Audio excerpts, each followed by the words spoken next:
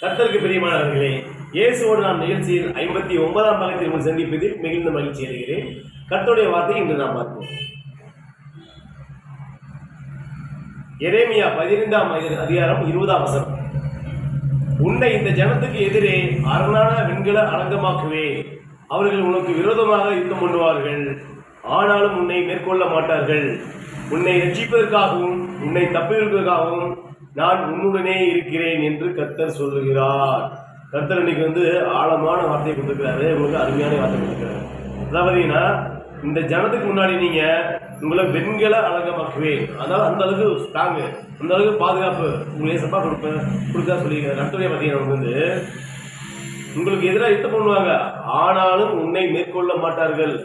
1000 பேர் இருந்தாலும் சரி, 14 பேர் இருந்தாலும் சரி, உங்களை மேற்கொள்ள முடியாது. ஏன்னா உங்க பக்கம் யார் இருக்கிறா? உங்க பக்கம் கர்த்தர் இருக்கிறார். அதனால உங்களை யாரும் மேற்கொள்ள முடியாது. கர்த்தருடைய பார்த்தீங்கன்னா உன்னை ரட்சிப்பதற்காகவும் உன்னை தப்பிப்பதற்காகவும் நான் உன்னுடனே இருக்கிறேன் என்று கர்த்தர் யார் சொல்றார்? கர்த்தர் சொல்லுகிறார். அதாவது உங்களை தப்பிக்கிறதுக்காகவும் உங்க கூட ஏசப்பா கூட இருக்கிறார். அதாவது பார்த்தீங்கன்னா நீங்க கண்ணீர் பாதையில் நீங்கள் இருந்தாலும் சரி, நீங்கள் கவலைப்பட தேவையில்லை. அதே சமயத்தில் பார்த்தீங்கன்னா நீங்கள் யாரும் துணை இல்லையே, என்னடா பண்ணுறது அப்படின்னு நினச்சிருந்தாலும் நீங்கள் கவலைப்பட தேவையில்லை. நீங்கள் தனிமையாக இருக்கீங்களா, கவலைப்பட தேவையில்லை. அடுத்து உங்களுக்கு பொண்ணு சுகம் சொத்து சுகம் இப்போ எதுவுமே இல்லையா, கவலைப்பட தேவையில்லை. அடுத்து பார்த்தீங்கன்னா பெற்றோர்கள் உங்களுக்கு யாரும் நம்ம மதிக்கலை, நண்பர் மதிக்கலை, ஃப்ரெண்ட்ஸ் மதிக்கலையா அப்படின்னு நீங்கள் நினைக்கிறீங்களா, கவலைப்பட தேவையில்லை. அடுத்து பார்த்தீங்கன்னா உங்கள் வாழ்க்கையில் பார்த்தீங்கன்னா எப்பவுமே சுகமாகவும் ஒரு போராட்டமாக இருக்கா, கவலைப்பட தேவையில்லை.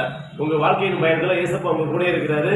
அதனால் எதை பற்றி நீங்கள் கவலைப்படாமல் தைரியமாக கர்த்தர் உங்களோடு இருப்பாராக. ஆமென். நன்றி.